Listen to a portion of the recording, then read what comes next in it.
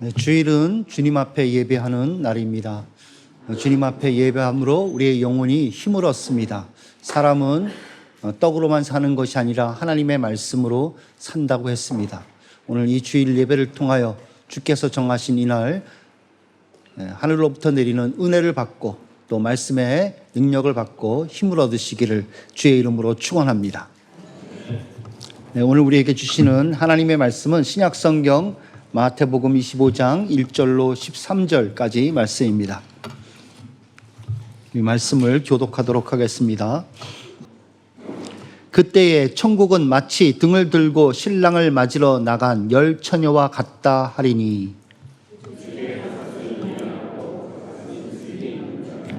미련한 자들은 등을 가지되 기름을 가지지 아니하고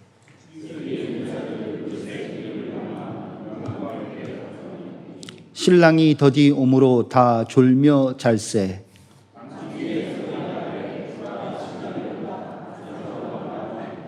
이에 그 처녀들이 다 일어나 등을 준비할세.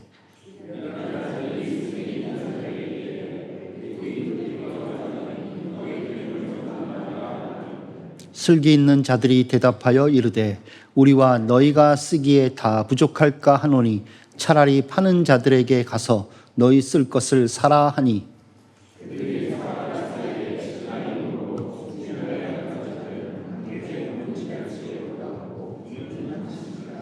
그 후에 남은 처녀들이 와서 이르되 주여 주여 우리에게 열어 주소서.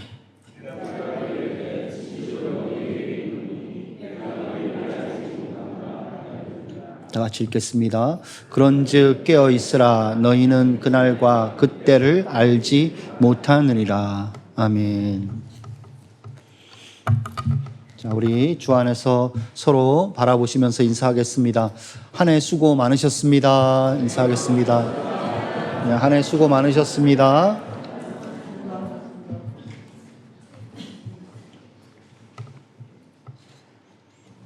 네, 2024년도가 이제 내일 모레면 지나가네요. 참 세월이 살같이 빠르게 날아가는 것 같습니다. 세월을 아끼라라는 주의 말씀을 기억하며 이 빠른 세월 속에서 더욱더 주님을 사랑하며 구원을 이루어 나가시는 여러분들의 삶이 되시기를 축복합니다. 자, 오늘 말씀의 제목 다 같이 읽어보도록 하겠습니다. 시작. 그때를 준비하라. 사람들은 앞으로 있을 일에 대하여 미리 준비하며 살아갑니다. 특히 특별한 목표가 있다면 그 목표를 이루기 위하여 더욱더 준비할 것입니다. 목표를 원하는 만큼 더욱 간절히 준비하게 되는 것입니다. 예를 들어서 한 학생이 원하는 대학과 학과가 있다면 그 학생은 그 대학과 학과를 위하여 시험을 더욱더 간절히 준비할 것입니다. 어떤 사람이 원하는 회사가 있다면 그 사람은 커리어를 쌓으며 또 그 회사에 맞게 인터뷰를 준비할 것입니다.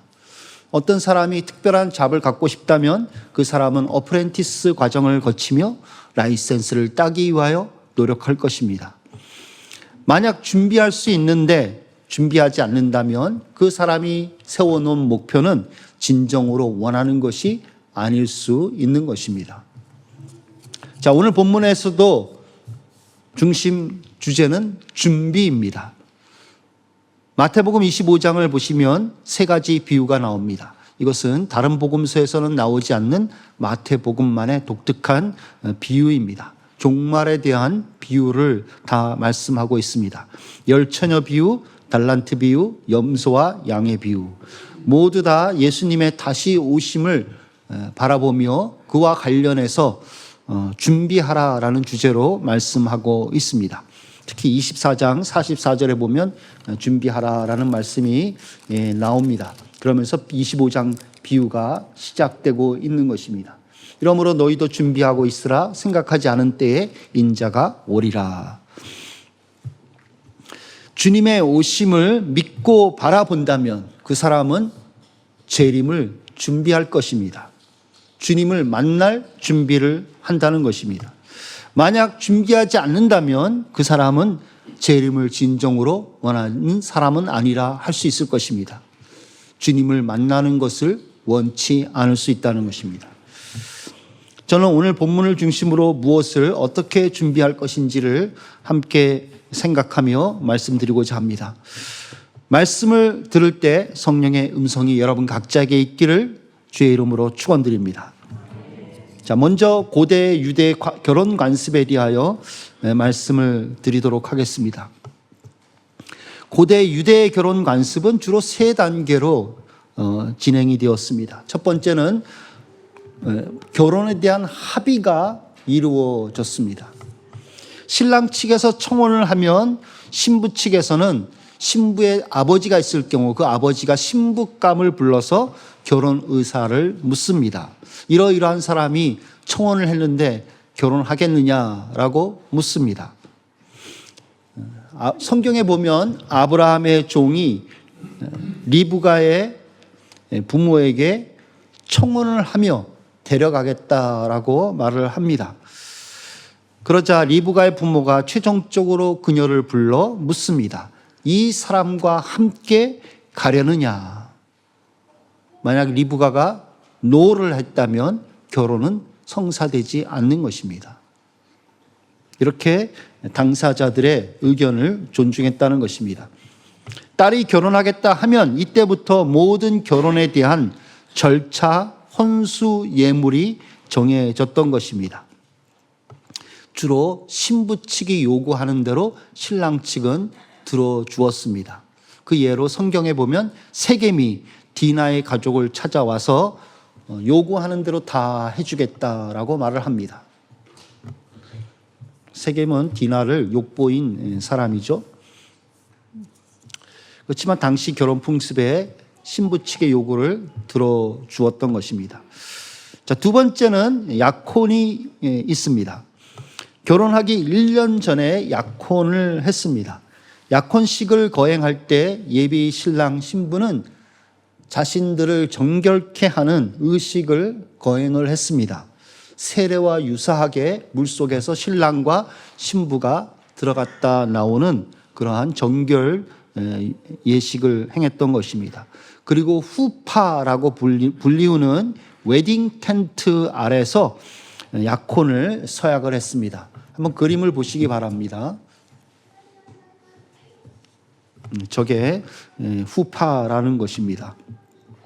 간이 천막 안에서 약혼을 서약을 했는데 저것은 장차 있게 될 집을 상징하는 그러한 천막입니다.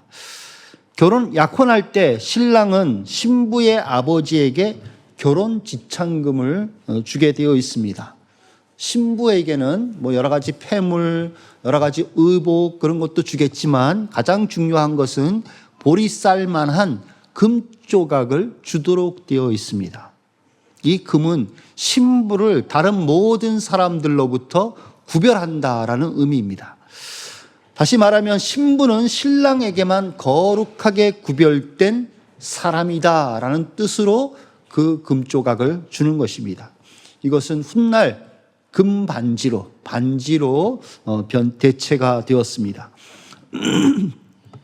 약혼을 한 후 보통 1년 정도 떨어져 살았습니다. 성경에 요셉과 마리아가 정혼한 사이지만 서로 떨어져 살았던 것처럼 말입니다. 자, 이 정혼한 기간에 1년 기간에 만약 신부에게 흠이 발견된다면 신랑은 그 약혼을 취소할 수가 있었습니다. 만약 이 기간에 신부가 간음을 행한다 한다면 신부는 죽임까지 당할 수 있었습니다. 성경에 보면 요셉은 의로운 사람이라고 성경이 말씀을 하고 요셉이 가만히 끊고자 하였다라는 말씀을 기록하고 있습니다. 요셉은 죽일 수도 있었지만 다 드러내서 마리아를 죽일 수도 있었지만 가만히 끊고자 했던 것입니다. 약혼을 한 후에 신랑은 혼수와 살 곳을 마련하게 됩니다. 그리고 신부는 결혼식 때 쓸 예복과 옷을 그리고 등 같은 것을 준비하였습니다. 신랑이 준비가 다 끝나면 신부를 데리러 왔습니다. 신부는 보통 1년쯤 지나면 신랑이 올 것으로 기대합니다. 그러나 어느 날 어느 시간에 올지는 신부가 알 수가 없었습니다. 신랑이 신부의 집에 가까이 오는 때가 되면 양각나팔을 불게 됩니다. 그리고선 신랑을 이끌던 사람들이 주변에서 외칩니다.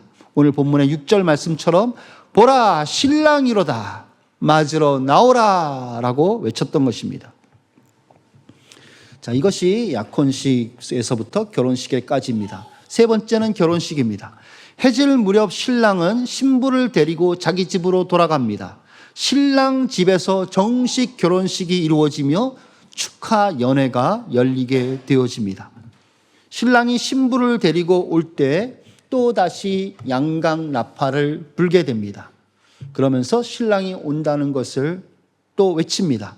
보라 신랑이로다 맞으러 나오라. 바로 오늘 본문의 배경이 되는 부분이 바로 이 부분입니다.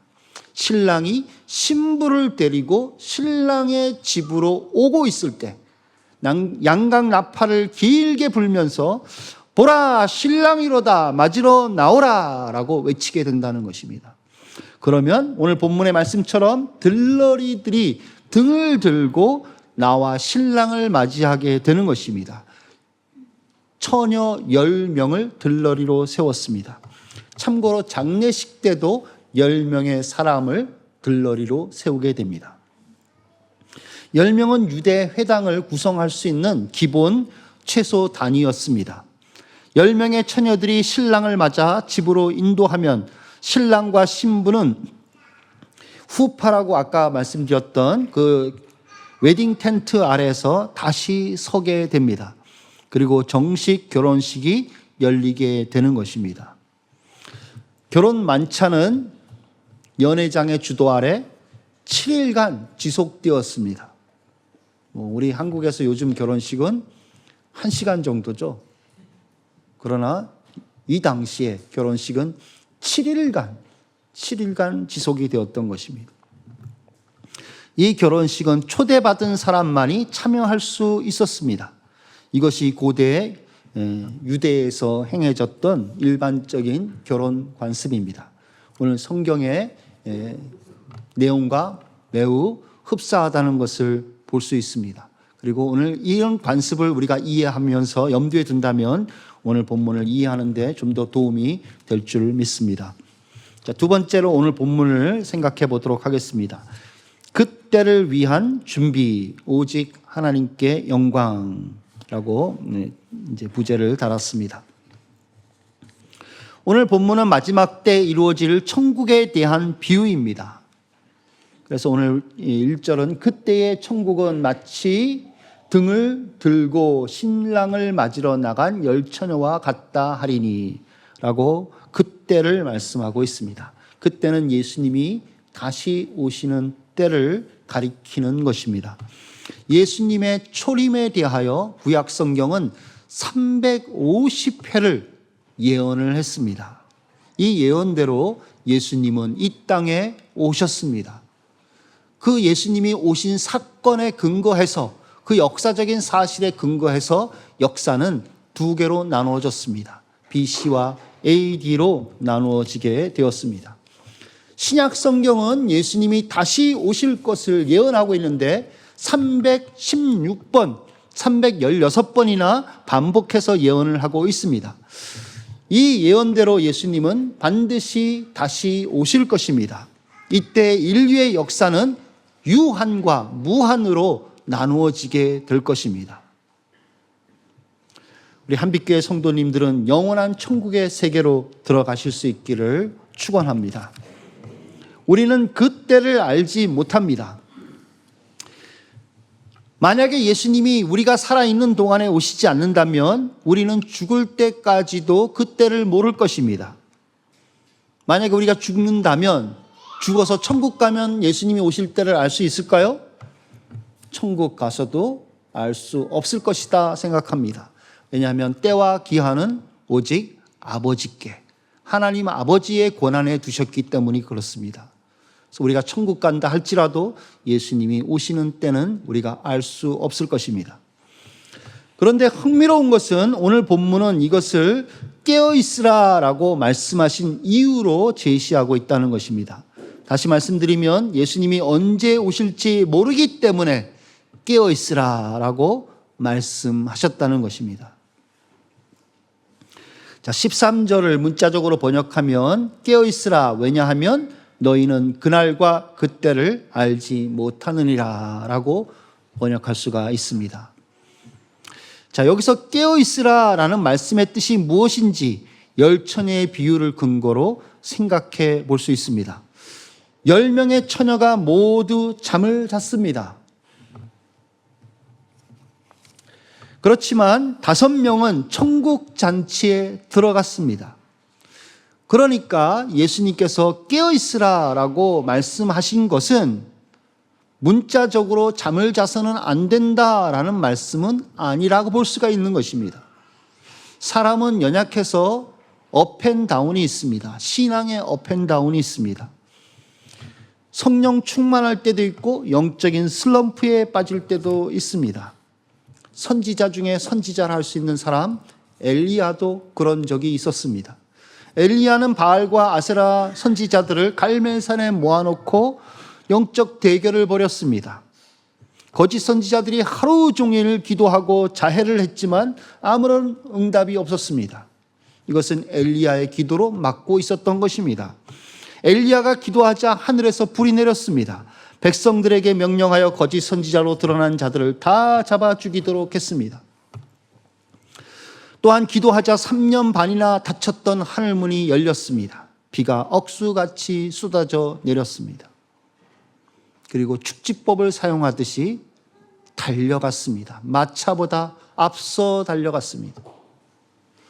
이런 정말 대단한 능력을 행했던 엘리야지만 이세벨의 칼선 말 한마디에 엘리야는 영적인 침체에 빠져버립니다. 모든 보고를 다 받은 이세벨이 이런 말을 합니다. 내가 내일 이맘때에는 반드시 내 생명을 저 사람들 중 한 사람의 생명과 같게 하리라. 그렇게 하지 아니하면 신들이 내게 벌 위에 벌을 내림이 마땅하니라. 기세등등하며 서슬 시퍼런 그러한 칼날을 갈듯이 날카로운 말을 지금 가지고 위협을 하는 것입니다. 엘리야가 사형에 처해지는 범죄자의 운명에 처하게 된 것입니다. 이 서리빨 내리는 독한 말을 듣고 엘리야가 침체에 빠졌습니다. 하나님께 죽기를 구합니다. 여호와여 넉넉하오니 지금 내 생명을 거두시옵소서. 나는 내 조상들보다 낫지 못하니이다. 해도 안 됩니다. 라고 침체에 빠져서 이렇게 기도하고 있었던 것입니다. 이런 엘리야를 하나님은 천사를 보내 힘을 더하여 주셨습니다. 이렇게 선지자 중에 선지자인 엘리야도 영적인 침체에 빠졌다는 것입니다. 하물며 우리 같은 연약한 사람들이겠습니까? 보통 사람들이겠습니까? 자, 그렇다면 오늘 본문에서 깨어 있으라 라는 말씀은 무슨 뜻일까요? 10처녀의 비유에 근거해서 또 생각을 해 보아야 합니다. 이것은 준비하라는 뜻입니다. 깨어 있으라는 뜻은 준비하라는 뜻입니다. 언제 오실지 그때를 모르기 때문에 미리 준비하라는 것입니다. 평소의 삶에 있어서 준비하라는 것입니다. 이렇게 준비해 놓으면 비록 잠을 잔다 할지라도 천국에 들어가게 된다는 것입니다. 자, 무엇을 준비할까요? 슬기로운 5처녀가 준비한 것은 무엇이었습니까? 기름이었습니다. 비록 잠을 잤을지라도 신랑이로다 맞으러 나오라 라는 소리를 들었을 때 그 즉시 일어나 신랑을 맞이할 수 있었던 것입니다. 슬기로운 5처녀는 신랑이 늦게 와도 언제든지 등을 비출 수 있는 그러한 기름을 따로 가지고 있었기 때문입니다. 그러나 미련한 5처녀는 신랑이 늦게 올 때는 신랑을 비출 수 없었습니다. 이들의 불은 꺼져 가고 있었습니다. 이들의 등불은 신랑이 오기 전까지만 있었던 것입니다. 신랑이 왔을 때는 그 등불은 신랑과 전혀 상관이 없었습니다. 신랑을 비출 수 없는 등불을 가지고 있었던 것입니다.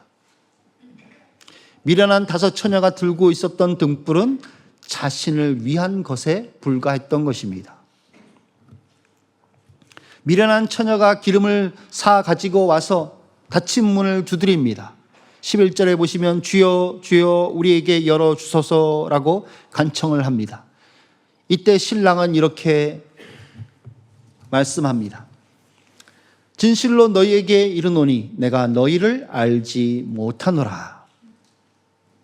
자, 이것은 이 미련한 5 처녀의 입장에서 볼 때, 기름을 사가지고 온 5 처녀의 입장에서 볼 때 정상적인 그러한 대답은 아닌 것입니다. 자연스러운 대답이 아닙니다. 더 자연스러운 대답은 어떤 대답이겠습니까? 기름 사가지고 왔느냐? 진작 기름을 준비하지. 이번만 봐준다. 빨리 들어와. 라고 하든지, 아니면 부정적으로 거부를 할 경우, 안 되겠는데 이미 늦었어. 이제 들러리 필요 없어. 가. 라고 말씀을 하신다든지, 이렇게 해야지 당시 그 문을 두드린 미련한 5 처녀의 그 입장에 합당한 그러한 대답이 아니겠습니까? 이 5 처녀의 정황에 맞지 않는 대답을 신랑이 하고 있는 것입니다. 진실로 너희에게 이르노니 내가 너희를 알지 못하노라. 무슨 뜻입니까? 등을 가지고 왔느냐? 기름을 준비했느냐? 라는 것보다도 너희를 나는 도무지 모른다. 너희 자체가 누구인지 나는 모른다. 라는 것을 강조하고 있는 것입니다. 너희는 나와 상관이 없다라는 말씀입니다. 너희가 누구인데 내 잔치에 들어오려고 하느냐는 것입니다. 너희가 누군데 들러리 역할을 했느냐라는 것입니다. 너희가 누구냐라는 것을 묻는 것입니다. 나는 너희를 도무지 알지 못한다. 주를 모르는 사람은 주를 위해 준비할 수 없습니다.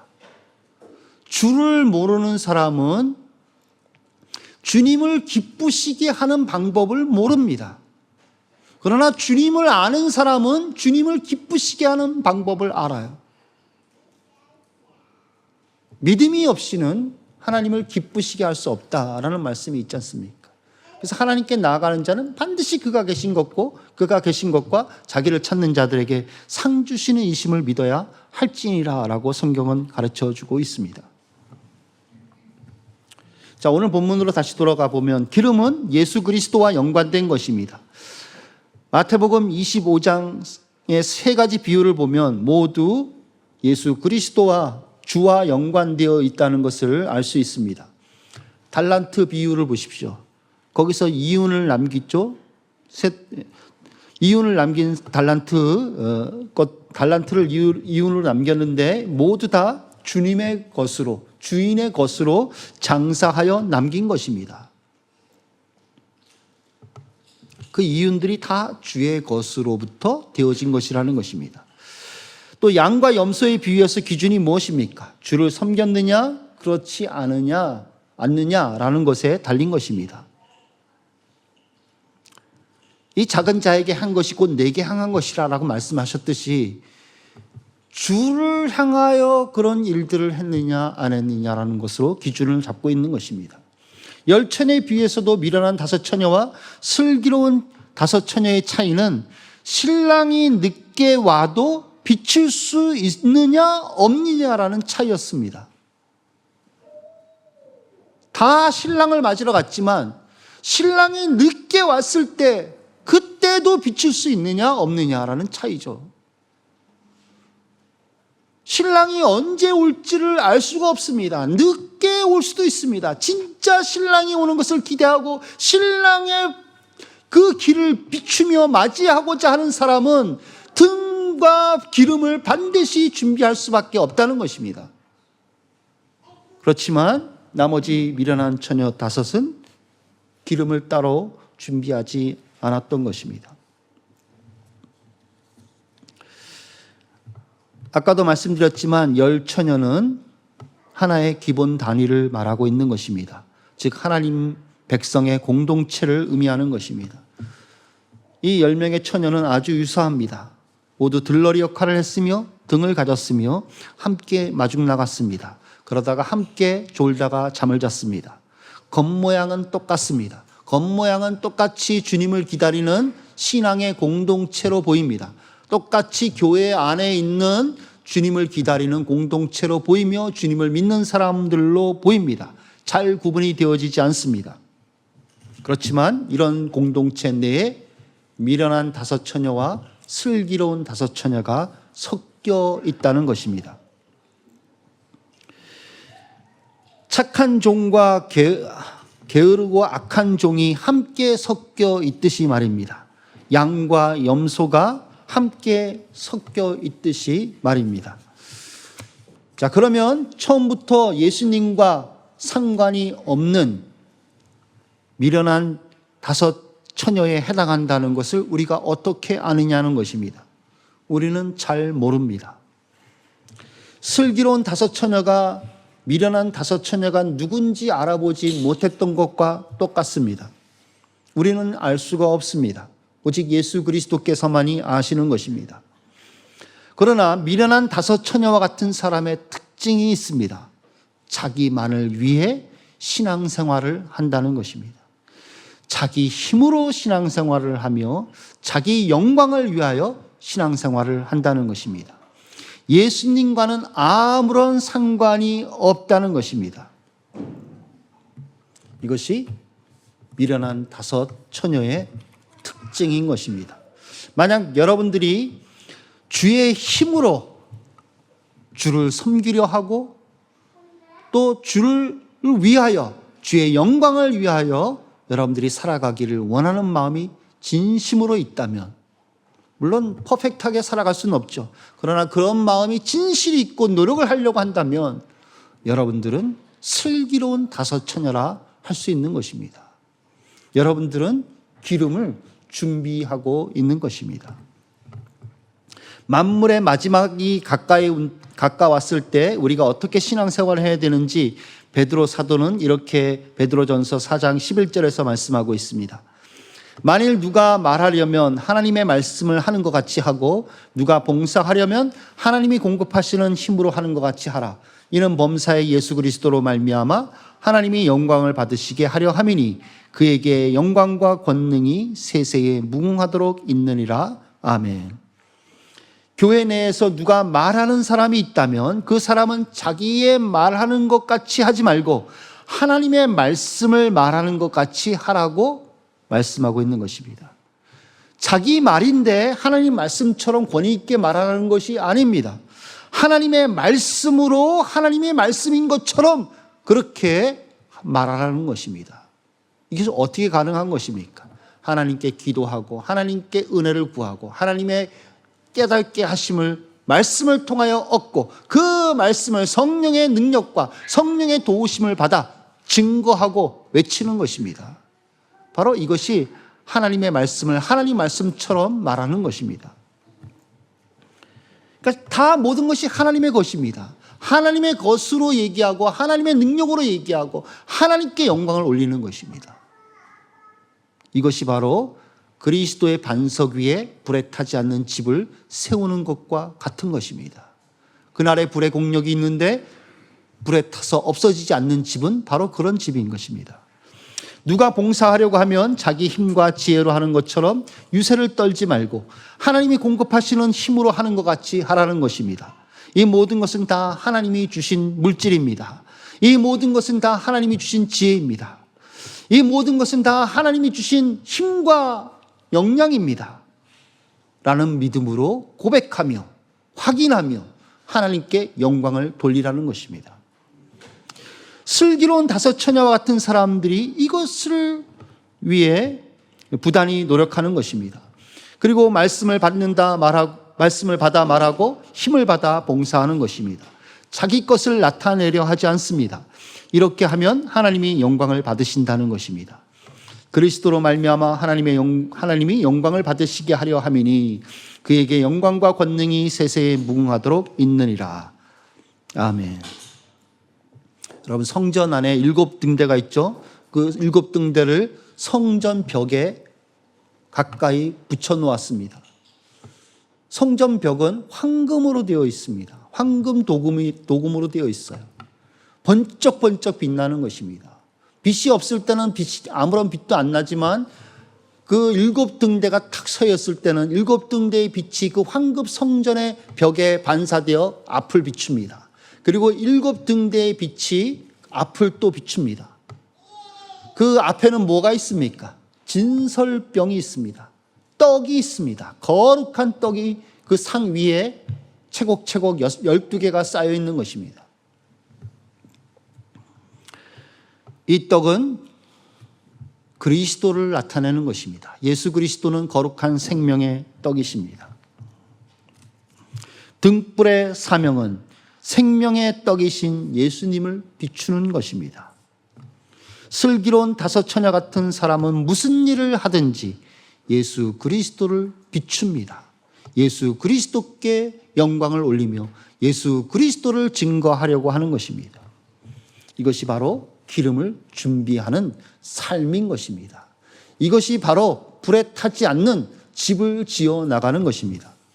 그러나 미련한 5 처녀와 같은 사람은 무슨 일을 하든지 자기를 비춥니다. 자기를 나타내며 자기를 위해 살아갑니다. 그러니까 죽으면 끝나버리는 것입니다. 예수님과 아무런 상관이 없습니다. 나는 너희를 도무지 알지 못하노라 라는 말씀의 선언이 있게 되는 것입니다. 여러분은 신랑을 위한 등과 기름을 준비하며 살아가고 있나요? 아니면 자기를 위한 등만 가지고 살아가고 있나요? 2024년 마지막 달 마지막 주일입니다. 한 해를 돌아보며 하나님 앞에서 인생의 결산을 해보시기 바랍니다.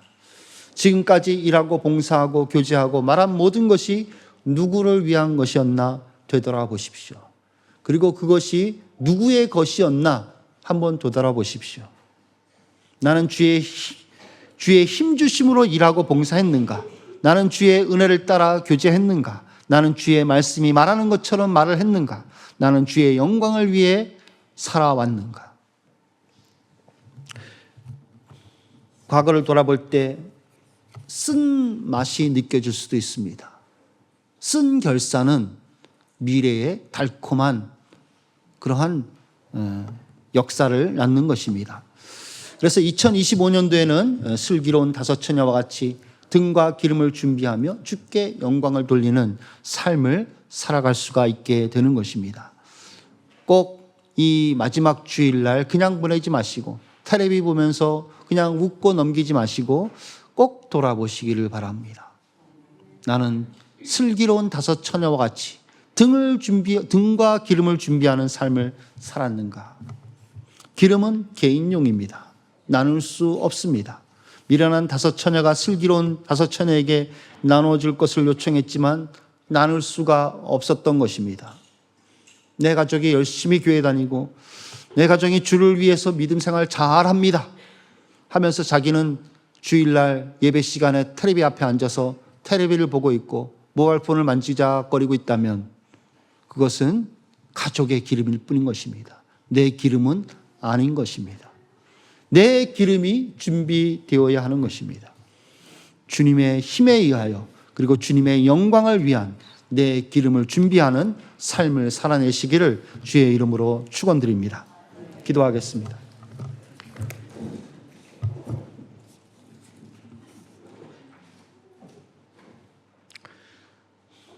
주님, 이제 2024년도 마지막 주일 마지막 시간입니다.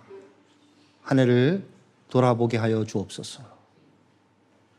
내가 슬기로운 5 처녀와 같이 등과 기름을 준비하며 주님의 오심을 맞이하는 그러한 진정성 있는 삶을 살고 있는지 확인하게 도와주옵소서. 주님이 주시는 지혜와 힘과 능력으로 주님의 영광을 위하여 내가 섬기며 살아가기를 원했는지 되돌아보게 도와주옵소서. 그리하여 2025년도에는 등과 기름을 함께 준비하는 주님의 오심을 준비하는 삶을 살아 깨어있게 도와주옵소서. 합심으로 기도하도록 하겠습니다. 하나님 아버지, 은혜를 감사합니다. 주님, 2024년도 주께서 은혜 주셔서 지금까지 살아왔습니다. 하나님 아버지, 그러나 2024년도를 돌아볼 때 하나님, 아름다운 때도 있었고 행복한 때도 있었고 주님의 은혜의 때도 있었지만 그 가운데 죄로 점철된 얼룩진 때도 있었습니다. 세상의 유혹에 빠져 세상적인 삶을 살아갔던 그런 순간순간들이 하나님 있습니다. 주님이여, 이 시간 회개하게 도와주시고 한 해가 가기 전에 다 하나님 앞에 쏟아붓게 하여 주시고, 하나님 아버지, 주님을 섬긴다 하며 주님의 교회를 위하여 일한다 하면서 내 자신의 자존심과 내 자신의 능력과 힘을 의지하지 않았는지를 돌아보게 도와주옵소서. 썩어질 것으로 집을 세우지 않았는지, 불에 탈 것으로 세우지 않았는지 하나님 생각해 볼 수 있도록 도와주시옵소서. 하나님 아버지, 불에 타지 않는 영원한 것으로, 그리스도의 것으로, 그리스도의 지혜와 능력과 힘과 그리스도께서 주시는 말씀을 따라 하나님 아버지 행할 수 있도록 하나님 도와주시기를 원합니다. 준비하게 하여 주옵소서. 불에 타지 않는 것으로 준비할 수 있도록 도와주시고, 하나님 아버지, 주님께 비칠 수 있는, 주님께 영광을 돌릴 수 있는 하나님 기름으로 준비할 수 있도록 도와주시옵소서. 그런 말미암아 2025년도에는 주님의 오심을 진정으로 바라보며 또 고대하며 준비하는 그런 슬기로운 다섯 처녀와 같은 삶을 살아낼 수 있도록 하나님 도와주옵소서. 모든 것을 그리스도에게 연결시키며 모든 것을 그리스도의 영광을 위하여 살아갈 수 있는 2025년 되도록 역사하여 주옵소서.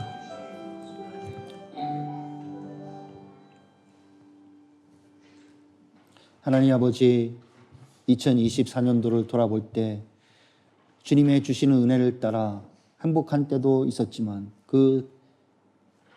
그런 삶 가운데 우리의 죄와 또 우리의 세상을 향한 그런 삶들이 점철되어 있으며 또 얼룩되어져 있다는 것을 우리가 되돌아보게 됩니다. 주님, 모든 죄를 회개하며 뉘우칠 수 있도록 도와주시옵소서. 그리고 2025년도에는 새롭게 역사를 써나갈 수 있도록 도와주시옵소서. 주님의 오심을 바라보며 준비하는 삶을 살게 하여 주옵소서. 모든 것이 예수 그리스도께 연결되게 하여 주옵소서. 예수님의 힘을 따라, 예수님이 주시는 지혜를 따라, 예수님이 주시는 믿음을 따라, 은혜를 따라 교제하며 섬기며 봉사하며 또 전도하며 또 주의 맡겨주신 그 사업과 직장 가운데 일을 할 수 있도록 도우시고 역사하여 주시옵소서. 그러 말미암아 주님이 오실 때 보여드리시며 주님께 영광을 돌리는 그러한 등과 기름을 준비하는 삶을 살 수 있도록 도와주시옵소서. 예수님의 이름으로 기도드리옵나이다. 아멘.